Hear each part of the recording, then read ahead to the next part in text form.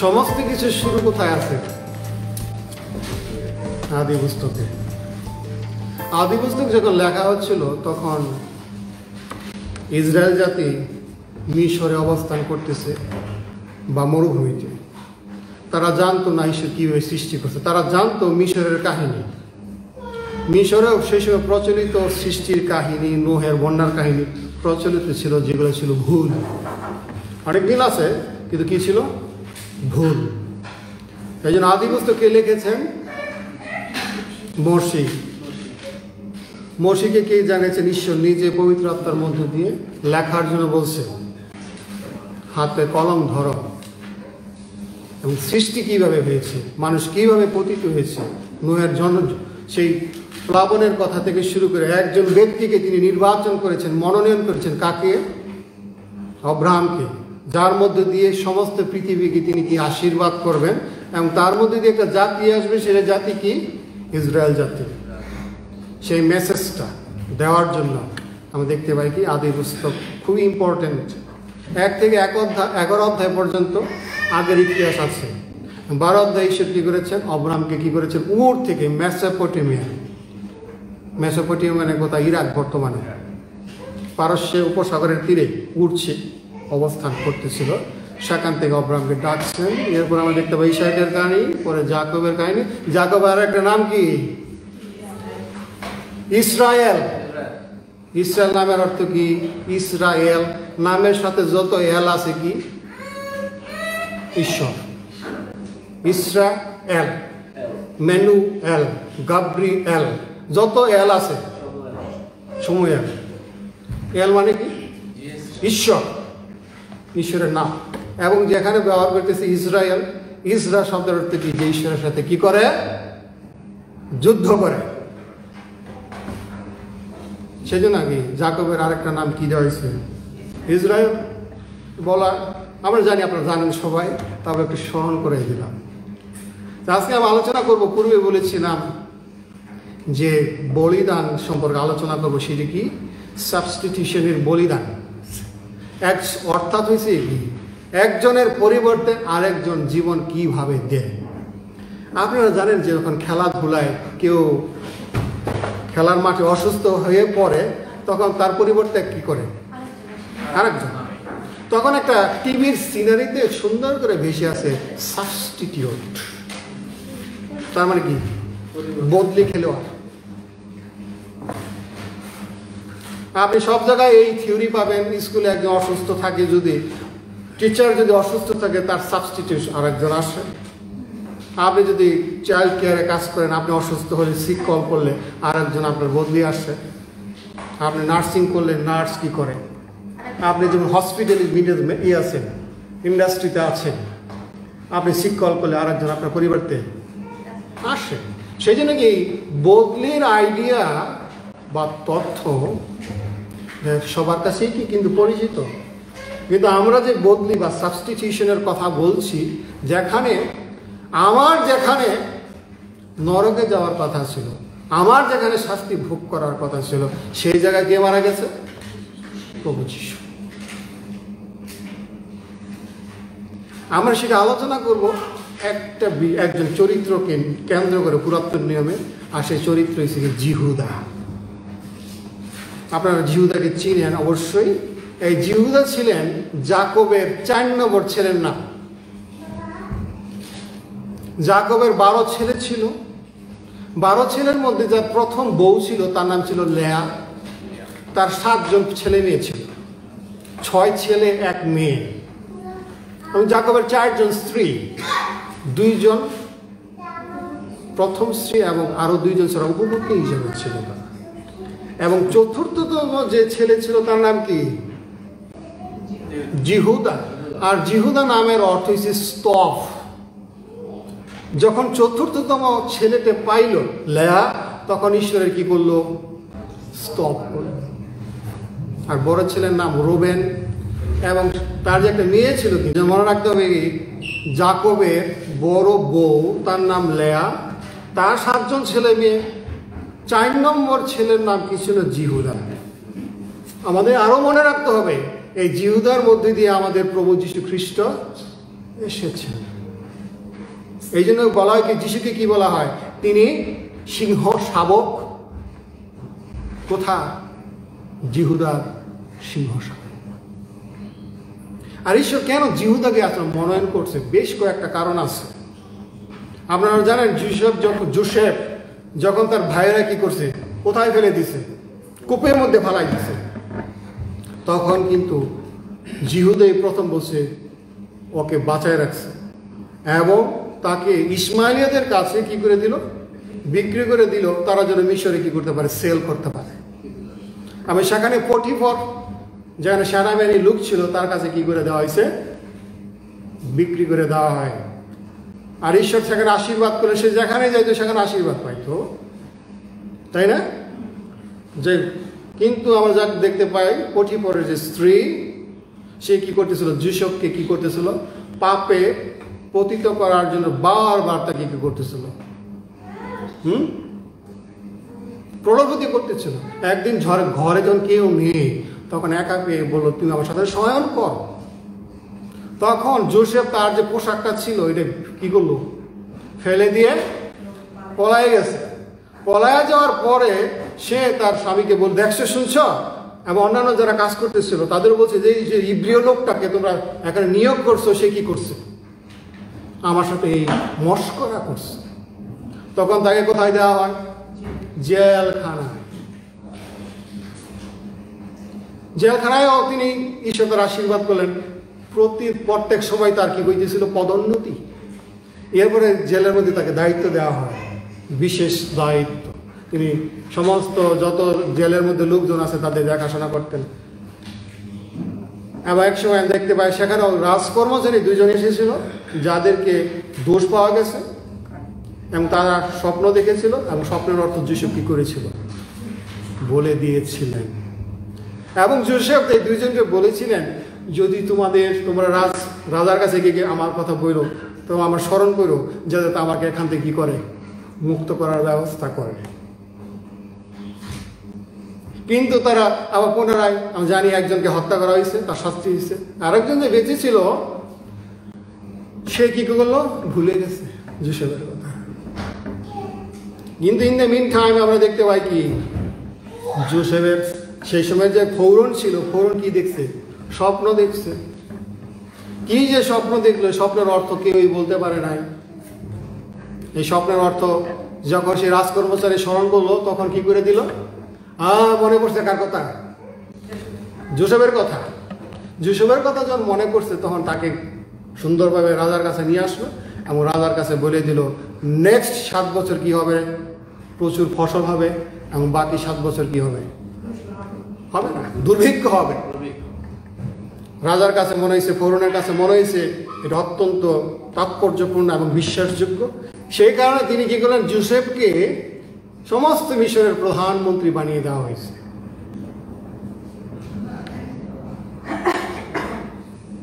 এবং লিটারেলি তিনি ছিলেন সমস্ত মিশরের ফৌরনের পরে ক্ষমতাধর ব্যক্তি যোসেফ। যখন এভাবে চলতেছিল, যখন কনান দেশে যাকবে বসবাস করতেছিল, তার কয়জন ছেলেদের নিয়ে? 11 জন ছেলে মেয়ে নিয়ে বসবাস করতেছিল এবং তাদের পোলাপাইন হয়ে গেছে অনেক, 75 জনের মতো হয়ে গেছে, নাতি সহ। যাকব বলতেছে তাদের ছেলেরে, তোমরা একজন আরেকজন চোখাচোখি করতেছো কেন? বসে রয়েছে, যাও। কোথায় যাও? মিশরে যাও। সেখানে প্রচুর পরিমাণে কি আছে? খাদ্যদ্রব্য আছে, ভক্ষ আছে, সেখান থেকে কিনে নিয়ে আসো। কিন্তু সে ছোট ছেলেকে পাঠায় না, বিন্যামিনকে। আমাদের মনে রাখতে হবে, বিন্যামিন এবং যোসেফ তার এক মার পেটের ভাই এবং তাদের মার নাম ছিল কি? রাহেল, যাকবের প্রিয় স্ত্রী। তাকে ভালোবাসত। তার জন্য 14 বছর, প্রথম বউয়ের জন্য 7 বছর, দ্বিতীয় বউয়ের জন্য 7 বছর সে কি করছে? তার যে শ্বশুর ছিল লোট, দাসত্ব করছে। ভালোবাসার এরকম প্রেম ছিল তার, এক একটা বছর একদিন মনে হচ্ছে। কেমন? 1 বছর তার কাছে কি মনে হচ্ছে? একদিন। তাদের এত ভালোবাসা। সে যাই হোক, যখন যাকব 10 ছেলেকে পাঠাইলো তখন জোসেফ তো চিনে ফেলাইছে। কিন্তু সে তখন কাদের মধ্যে দিয়ে কথা বলতেছিল? হিব্রু ভাষায় না, তিনি কথা বলতেছিল, সেখানকার অনুবাদক ছিল দুভাষী, তার মধ্যে দিয়ে কথা বলতেছিল। এবং জোসেফ বলল, তোমরা তো এই দেশে কি করতে আসছো? স্পাই হিসেবে আসছো। তোমরা কি গুপ্তচর? তোমরা এই দেশে ক্ষতি করার জন্য আসছো। তারা বলে, আমরা তো এরকম লোক না, আমরা সৎ লোক, ভালো লোক। ঠিক আছে, তোমরা এই খাবার নিয়ে যাও এবং একজনকে জামিন রেখে যাবে, তোমাদের কথা সত্য কিনা। তো জামিন রাখলো কারে? শিমিয়নকে। শিমিয়ন কি ছিল? লেয়ারি আর একটা ছেলের নাম, 6 ছেলে না, শিমনও একজন। শিমনকে রাখলো ধরে, ওই ভাইকে নিয়ে আসবা, ওই বিন্যামিনকে নিয়ে আসবা, যদি না নিয়ে আসো সারাসারি নাই, জামিন। তো বাড়িতে গেল খাবার দাবার নিয়ে, এবং তারা দেখলো কি বাড়িতে গিয়ে যে টাকা তারা ফসল কিনছে, বক্ষ কিনছে, সেই টাকাও তাদের ফেরত দিয়ে দিচ্ছে। এবং এগুলো দেখে, টাকা দেখে তো আমরা সবাই খুশি হই, কিন্তু তারা কি পাইছে? ভয় পাইছে। টাকা দিলে সবাই খুশি না? আপনার যে এক ব্রিফকেস টাকা দিয়ে $1 দিয়ে $1,00,000, আপনি খুশি হবেন না? আমিও খুশি হইতাম, আমারও দরকার। কিন্তু তারা কি পাইছে? ভয় পাইছে। কারণ অলরেডি তাদের ব্লেম পাইছে কার কাছ থেকে? ফরৌনের যে জোসেফের কাছ থেকে এরকম ভয় পেয়েছে। যাকবও ভয় পেয়েছে। যখন খাদ্যদ্রব্য প্রায় শেষের দিকে, 2 বছর চলতেছিল, আমরা তখন দেখতে পাই কি আবার বললো, যাও খাবার নিয়ে আসো। তখন বলতেছে, আমরা যদি যাই সেই সময়, তাহলে কি করবে? ছোট ছেলে বিন্যামিনকে না দিলে আমাদের তো যায় লাভ নেই। যখন এইসব কথা বলতেছিল রুবেন, বড় ছেলে, তখন বলতেছে, তোরাই কথা বলতে গেছিস কেন? তার একজন ভাই আছে, তোর যে একজন ভাই আছে, কেন বলতে গেলি? তখন বলতেছে, ভাই, যে উনি আমাদের যেভাবে প্রশ্ন করতেছিলেন, আমরা তো বলছি যে আমাদের বাবা আছে, আমার আর এক ভাই আছে, আর একজন ভাই ছিল জোসেফের কথা, তাকে হারাই ফেলছি, আমরা জানি না। এইসব কথা বলছে। অনেক কষ্টে রাজি হইল। রাজি হওয়ার পরে, ঠিক আছে, তোমরা রাজার জন্য এই আমার কাছে এই সামরিক গুলগুল, এই খাবার, একটু পেস্তা দানা, তোমরা কি করো, নিয়ে যাও এবং তাকে দাও গিফট হিসাবে। যখন গেল, বিন্যামিনকে নিয়ে যাওয়া হলো। আর তখনই বিন্যামিন তারা খাবার দাবার নিয়ে আবার আসলো। বাটি আছে, ওই সময় জোসেফের একটা বাটি ছিল, বাটি পর্যন্ত যেটা শস্য ওই করে, আমরা তো বাটি ব্যবহার করি, ডাইলের বাটি, কড়াই, এর বাটি, যত বাটি আছে, ওইটা ছিল স্পেশাল বাটি। বাটিরও কি আছে, খুব গুরুত্বপূর্ণ কিন্তু শব্দ এখানে আমরা দেখবো পরে, বাটিটা আসলে কি। যখন এই বাটি এবং সমস্ত কিছু দিয়ে দেওয়া হইল, তখন রাস্তায় যখন আসলো, তখন জোসেফ লোক পাঠাইছে, ওদের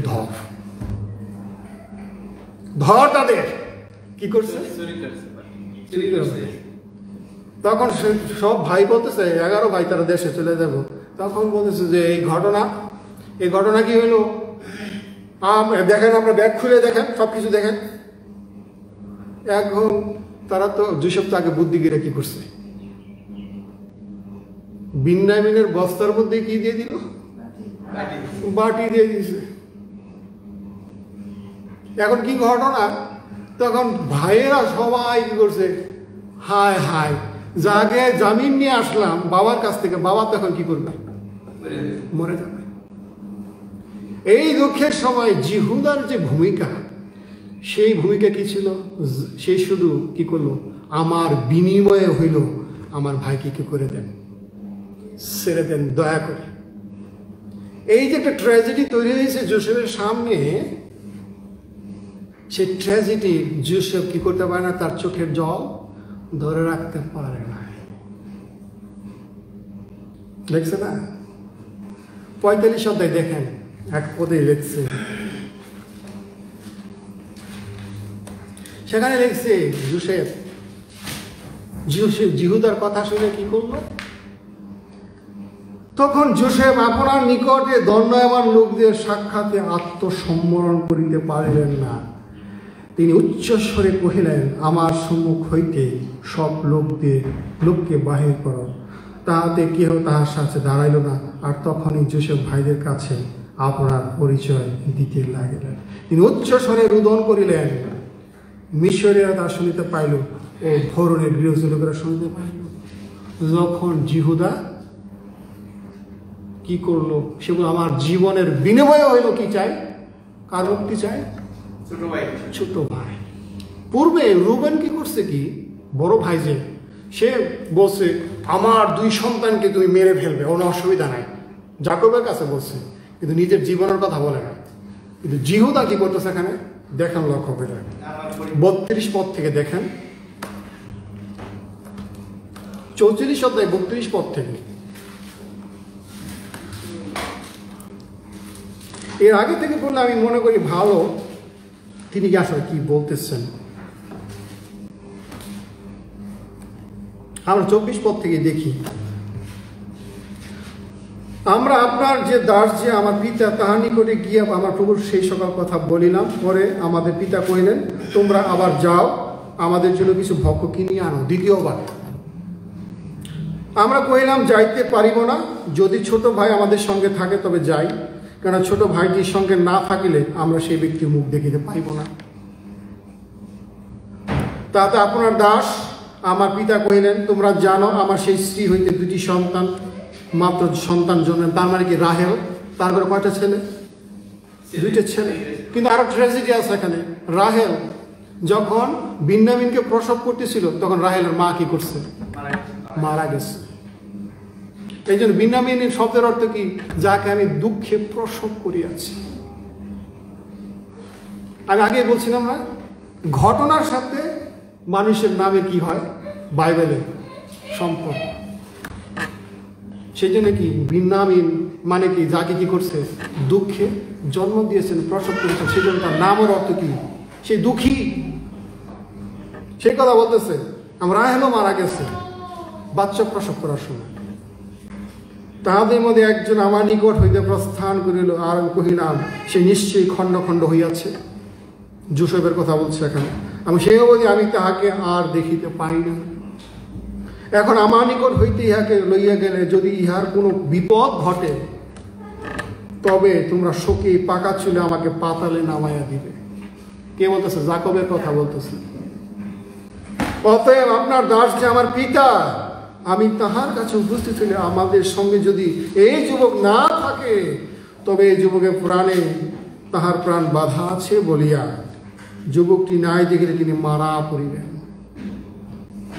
এরূপে আপনার এই দাসের শোকে পাকা চলে আপনার দাস আমাদের পিতাকে পাতালায় নামাইয়া দিবে।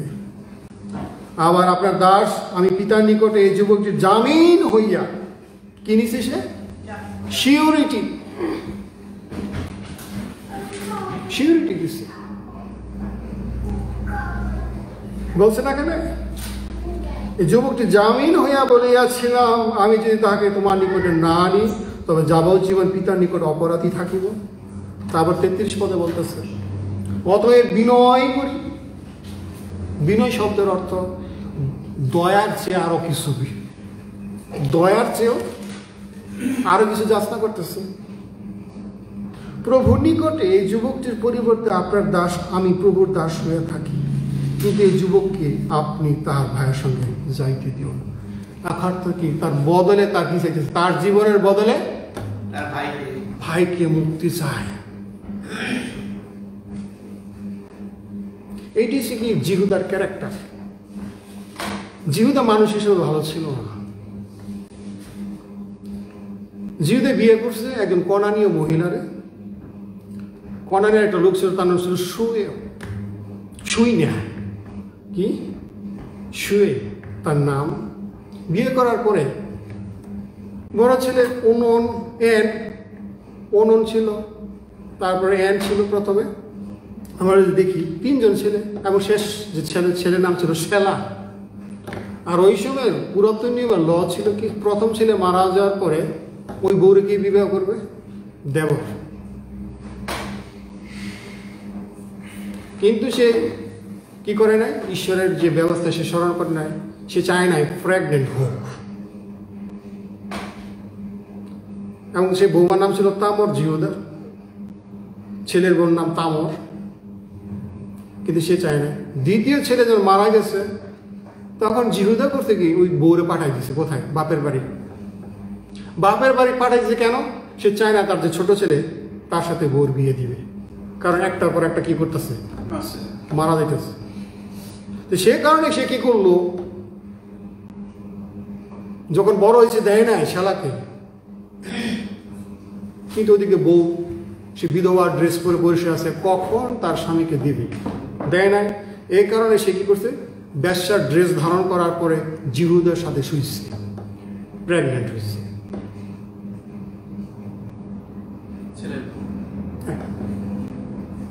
তখন জিহুদা একটা কথা বলছিল, তুমি আমার চেয়ে ধার্মিক বেশি,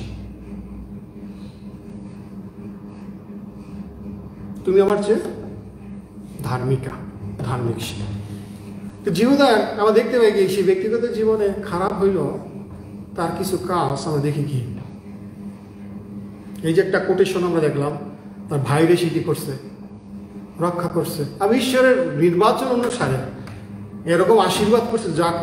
আপনারা যদি দেখেন 49 অধ্যায় কি আশীর্বাদ করছে জিহুদার, দেখেন।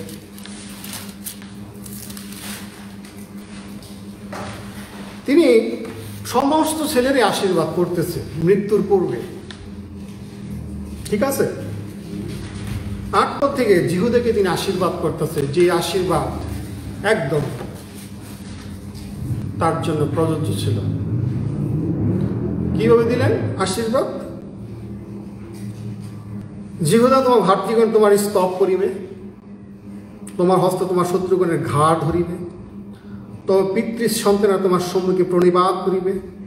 জিহুদা সিংহ শাবক, বৎস তুমি মৃগ বিদরণ কহিতে উঠিয়া আসিলে, সে শয়ন করিল, গুড়ি মারিল, সিংহীন ন্যায় কে তাকে উঠাইবে? জিহুদা হইতে রাজদণ্ড যাইবে না, তার চরণ যুগলের মধ্য হইতে বিচারদণ্ড যাইবে না, যে পর্যন্ত শিল না আইসেন, জাতিগণ তাহারই অধীনতা স্বীকার করিবে। এই জিহুদার সম্পর্কে ভবিষ্যৎবাণী বলা হচ্ছে, বলছে কি, ওদের কাছ থেকে রাজদণ্ড কখনো যাবে না। তারপর ভবিষ্যৎবাণী করছে, যে পর্যন্ত শিল না আইসেন। শিলকে শিল যিশু, শিল এটা শিল বাটা না, ঠিক আছে। শিল হয়েছে কি, নিচে দেখেন লেখা আছে যার অধিকার আছে, ফুটনোটে লেখা আছে অনেকভাবে। একমাত্র অধিকার কার আছে? যিশু। আর সেই জিহুদার ঘরে বংশ পরম্পরা আমরা দেখতে পাই, দাউদ আসছে, দাউদের পরে কি আসছে? আমাদের প্রভু যীশু খ্রিস্ট। যে জোসেফ, সেও জিহুদা বংশের লোক, তার মাও জিহুদা বংশের লোক, মরিয়মও জিহুদা বংশের লোক। কিভাবে? দুইজনে এক বংশের লোক আমাদের জানতে হবে। দাউদের ছেলে ছিল, একজনের নাম ছিল সলোমন, আর একজনের ছেলের নাম ছিল নাথন। মনে রাখতে হবে, 2টা ভাগ হয়ে গেছে। কি যে 2টা ভাগ হইয়া আবার কি হয়েছে, জোসেফ এবং মেরি কি হয়ে গেছে, নাথনের বংশধর আর সলোমনের বংশধর কি হয়ে গেল, স্বামী স্ত্রী হইয়া এক হইয়া আরেক জিহুদার জন্ম নিল, সে কি? যিশু, যে তার ভাইদের জীবন দেওয়ার জন্য জামিন হয়েছে, যে তার ভাইদের মুক্ত করার জন্য নিজের জীবন কি করছেন, বিলাই দিয়েছেন। সেই ভাই কি করছে, তার ভাইদের জন্য, তার পিতার সম্মানের জন্য কি করলেন, জীবন দিলেন। জামিন হয়েছে, এই ভাইদের জন্য আমি কি দিব। ওখানে জিহুদা মরে নাই, কিন্তু এই জিহুদা যিশু কি করেছেন, মৃত্যুবরণ করেছেন। এখন আমরা নতুন নিয়মের আলোকে এই যে বলিদান, যে বদলির জীবন, এটা দেখবো আমরা মার্ক 10 অধ্যায় 45 পদ। আপনারা কি ভালো লাগতেছে শুনতে, না ভালো লাগে না? অনেক সময় আমার বক্তব্য একটু বড় হয়ে যায়, ক্ষমা করবেন, কারণ আমার সাবজেক্ট একটু বুঝাইতে একটু সময় দরকার, যাতে আপনারা জেনে অন্যকে কি করতে পারেন, আশীর্বাদ বহন করতে পারেন। এই জন্য মাফ করবেন, ঠিক আছে? মার্ক 10:45 বলছি কি, এই যে ভাই, বড় ভাই কে, আরেক জিহুদার ঘরে বংশধর প্রভু যিশু, তিনি বলতেছেন সেই কথা। মার্ক 10:45 একজনে পাঠ করেন, যার মন চায়। 10:45 কারণ বাস্তবিক মনুষ্যপুত্র পরিচর্যা পাইতে আসেন না, কিন্তু পরিচর্যা করিতে এবং অনেকের পরিবর্তে আপন প্রাণ মুক্তির মূল্যরূপে দিতে আসিয়াছেন। সেজন্য কি যিশুর মিশন কি? মরার জন্য আসছে। কেন মরার জন্য? মুক্ত করার জন্য। মুক্ত করতে হলে কি দরকার? র্যানসম মানি দরকার, মুক্তির মূল্য দরকার। আর সেটা কিভাবে পরিশোধ করছে? রক্ত দিয়া। আমরা গান গাই, রক্ত দিয়ে নাম লিখেছি বাংলাদেশের নাম, তাই না?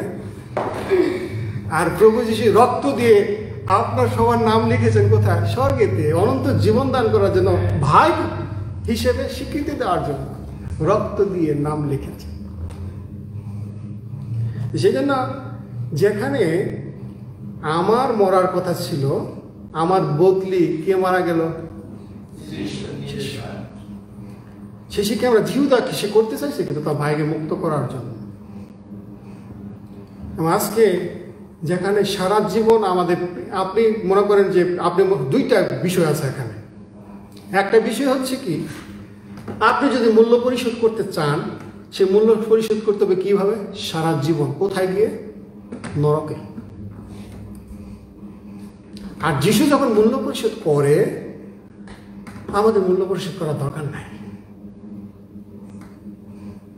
সেই জন্য কি, যখন যিশু ক্রুশে মারা গেছে আমার জায়গায়, আমার বদলি, আমার সাবস্টিটিউট, আমার জন্য, সেই জন্য খ্রিস্টানদের আসলে কি করা উচিত? আজকে 4টা বিষয় খ্রিস্টানদের করা উচিত, যেটি স্মরণ করে দিতে চাই। প্রথমত, বাইবেল আমাদেরকে বলে তোমরা ঈশ্বরের গৌরব করো। একজন খ্রিস্টান হিসেবে কি করো? গৌরব করো।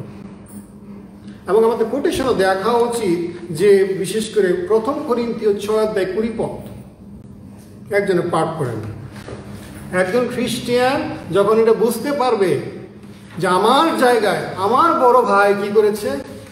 মারা গেছেন, আমার যিশু, তখন প্রথমত কি করবে? তার দেহে 6:20 1 করিন্থীয়, সে কি করবে? ঈশ্বরের গৌরব করবে। অনেক দাম দিয়ে তোমাদের কেনা হয়েছে, তাই ঈশ্বরের গৌরবের জন্য তোমাদের দেহ ব্যবহার করো। সেজন্য কি, অনেক মূল্য দিয়ে, যিশু রক্ত দিয়ে আমাদের কেনা হয়েছে। এই যে এই দেহ কি করতে বলছে? আমাদের দেহতে অনেক খারাপ কাজ করি আমরা। আমার জিহ্বাটা সবসময় ধার থাকে, তাই না? ব্রেন, সমস্ত কিছু ব্যবহার করতে হবে কি? গৌরবের জন্য। আজকে কি আমরা সে গৌরব দিতে পারি না? কেন? বড় ভাই আমাকে কি করছে? মুক্ত করছে। দ্বিতীয়ত আমাদের স্মরণ করতে হবে, যদি গর্ব করতে হয় প্রভুর এই কাজের জন্য, আমাদের কি করতে হবে? গর্ব করতে হবে। আজকে আমরা অনেক কিছু নিয়ে গর্ব করি, ওগুলোর গর্ব করার কিছু নাই। আমাদের যোগ্যতা, টাকা পয়সা, কোয়ালিফিকেশন কিচ্ছু না। যদি গর্ব করতে হয়, কি করবেন? যিশু যে কাজ করেছেন সেই কাজের জন্য আমাদের গর্ব করতে হবে। রোমীয় 5:11 এ কথা বলছে আমাদেরকে।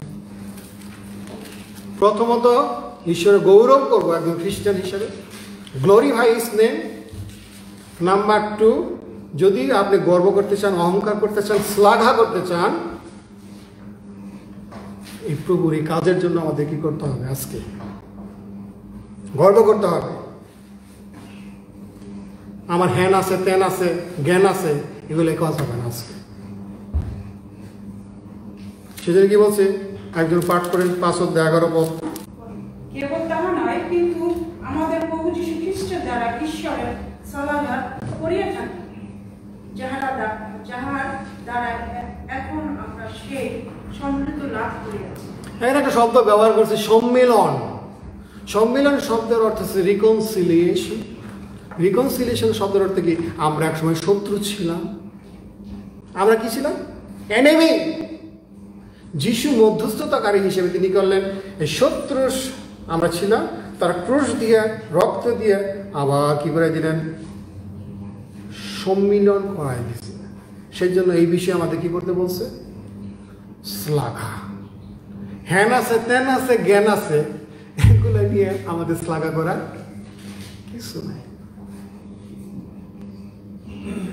প্রথমত আমরা কি করব, একজন আজকে শিক্ষা পেলাম গৌরব এই দেহে। নাম্বার 2 কি করব, গর্ব করব, শ্লাঘা করব। কেন? তিনি আমাদের সম্মিলন করাই দিয়েছেন। আমরা পাপী ছিলাম, শত্রু ছিলাম। তৃতীয়ত, প্রশংসার জীবন আমাদের থাকবে। কিসের জীবন? প্রকাশিত বাক্য 5:12 পদ। এখানে মনে রাখতে হবে 5 অধ্যায় এটা যোহন, যিশুর শিশুর জীবন কি দেখতেছে, দর্শন দেখতেছে। স্বর্গে বা অনন্ত জীবনে আমরা কি করব, একটাই আমাদের কাজ, সেটা মেষশাবকের কি করা, পিতা পুত্র পবিত্রতার কি করা, প্রশংসা আরাধনা করে। একটাই কাজ খ্রিস্টানদের। এই কাজটা যেহেতু সারা জীবন ওখানে করব, এখান থেকে শুরু করতে হবে, এবং আজকে থেকে। 12 পদের পরের একজন ভাই বোন, মেষশাবক, যিনি হত হইয়াছিলেন, তিনি পরাক্রম ও ধন ও জ্ঞান ও শক্তি ও সমাদর ও গৌরব ও ধন্যবাদ এই সকল গ্রহণ করিবার যোগ্য। আমি অনুরোধ করি আপনারা 5 অধ্যায় পড়বেন বাসায় গিয়ে, কিন্তু আমি একটা সময় সংকুলতার জন্য 12 পদ। মেষশাবককে যিশু, তিনি একমাত্র আমরা দেখতে পাই কি, যিনি হত হইয়াছিলেন, তারই পরাক্রম, তারই ধন, তারই জ্ঞান, তারই শক্তি, সমাদর, গৌরব, ধন্যবাদ। কার? মেষশাবক, আমাদের প্রভু যীশু খ্রিস্ট। এবং চতুর্থত এবং শেষ যেটা খ্রিস্টানদের করতে হবে, সেটা কি? সৎ জীবন এবং পবিত্র জীবনযাপন করতে হবে।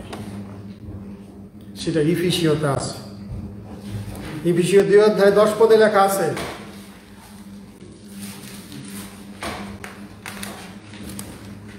ইফিসীয় পত্র একটি অত্যন্ত আশীর্বাদের পত্র। এত আশীর্বাদ বলা শেষ নাই। যাই হোক, ইফিসীয় পত্র যে দেখেন 2:9-10 পদে লেখা আছে এবং 8 পদে লেখা আছে, কেন অনুগ্রহেই বিশ্বাস দ্বারা তোমরা পরিত্রাণ পাইয়াছ, এবং ইহা তোমাদের হইতে হয় নাই, ঈশ্বরেরই দান, তা কর্মের ফল নয়, কেউ শ্লাঘা না করে। কারণ আমরা তাহারই রচনা, খ্রিস্ট যিশুতে বিবিধ সৎক্রিয়ার নিমিত্ত সৃষ্ট। খ্রিস্টানরা স্বর্গে যাওয়ার জন্য সৎ কাজ করে না, কিন্তু ঈশ্বর পূর্ব থেকে কি করছে বলছেন একটা কথা, সেইগুলি ঈশ্বর পূর্বে প্রস্তুত করিয়াছিলেন যেন আমরা সে পথে চলি। সেজন্য খ্রিস্টানরা পৃথিবীর মধ্যে সবসময় কি কাজ করবে? সৎ কাজ করবে, স্বর্গে যাওয়ার জন্য না। কারণ পূর্বে ঈশ্বর এগুলো কি করে রাখছে? তৈরি করে রাখছে। আমরা বিশ্বাস করি না কেউ সৎ কাজ করার মধ্যে দিয়ে স্বর্গে যায়, যেটা লেখা আছে। এবং আর একটা বিষয়, পবিত্রতার কথা বলছে 3 পদে আছে 5 অধ্যায়। এখানে পুরোটা ইনস্ট্রাকশন দিয়েছে বিষয়। সাধু পৌল এখানে প্রথমে ডক্ট্রিন, এরপর অ্যাপ্লিকেশন। প্রথমে মতবাদ, থিওলজি, এবং কীভাবে অ্যাপ্লাই করবে একজন খ্রিস্টান, সে কথা বলছে। অ্যাপ্লিকেশন এখানে 3 পদ থেকে, কিন্তু বেশ্যাগমনের ও সর্বপ্রকার অশুদ্ধতার বা লোভের নামও যেন তোমাদের মধ্যে না হয়, যেমন পবিত্রগণের উপযুক্ত। আর কুৎসিত ব্যবহার, প্রলাপ কিংবা শ্লেষোক্তি, এই সকল অনুচিত ব্যবহার যেন না হয়, বরং যেন ধন্যবাদ দেওয়া হয়। কেন তোমরা নিশ্চয়ই জানিতেছ, বেশ্যাগামী কি অশুদ্ধাচারী কি লোভী, সে তো প্রতিমা পূজক, কেউই খ্রিস্টের ঈশ্বর রাজ্যে অধিকার পায় না। অনর্থক বাক্য দ্বারা কেহ যেন তোমাদেরকে না ভুলায়, কেন এই সকল দুষ্প্রযুক্ত অবাধ্যতার সন্তানদের উপরে ঈশ্বরের ক্রোধ বর্তে, অতএব তাহাদের সহভাগী হইও না। ইনস্ট্রাকশন দিচ্ছে যারা এইসব আচরণ করে এদের কাছ থেকে কি করো? দূরে থাকো। সেজন্য কি 4টা অ্যাপ্লিকেশন আজকে। যিশু আমার বড় ভাই, জিহুদা কি করছে? তার ভাইয়ের জন্য জীবন দেওয়ার জন্য সে কি করছে? প্রস্তুত ছিল। আমার বড় ভাই প্রভু যীশু খ্রিস্ট তিনি কি করলেন? তার জীবন দিয়ে তার ভাইদেরকে কি করলেন? তার পিতার সম্মানে আমার মতো পাপীদেরকে কি করলেন? বাঁচাইছে। সেই কারণে আমরা আজকে থেকে কি করব? ঈশ্বরের গৌরব করি এই দেহে। যদি গর্ব করতে হয়, শ্লাঘা করতে হয়, ঈশ্বর যে সম্মিলন করা দিয়েছে আমাদের পাপীকে, শত্রুকে তার সাথে, এই জন্য তারই শ্লাঘা করি। আমি তৃতীয়ত তারই প্রশংসা করি, যেটা প্রকাশিত বাক্যে। আমাদের কাজটা কি? খ্রিস্টানদের স্বর্গে ঈশ্বরের প্রশংসা করা। ওখানে কোনো ঈশ্বরের রাজ্যে কোনো কি নাই, কোনো মন্দ বিষয়ক আনন্দ বিষয় নাই। খাওয়া দাওয়া করবেন, ড্রিঙ্ক করবেন, মেয়েদের নিয়ে নাচানাচি করবেন, সেখানে নাই। আমাদের প্রধান কাজ হচ্ছে কি? স্বর্গে ঈশ্বরের প্রশংসা, আরাধনা, যেখানে ঈশ্বর বসবাস করে। চতুর্থত একজন খ্রিস্টান হিসেবে সৎ কাজ, পবিত্র জীবনযাপন করার জন্য প্রতিদিন সে কি হবে? সচেষ্ট হবে। সে যদি পতিত হয় আবার উঠুক, আবার আলোতে জীবনযাপন করবে। তাহলে আজকের এই বক্তব্য, এই সারমন, এই উপদেশ আমাদের জন্য কি হবে? আশীর্বাদ আর আশীর্বাদ করবে। ঈশ্বরের বাক্যের মধ্যে সবাইকে কি করব? আশীর্বাদ করব। আমেন।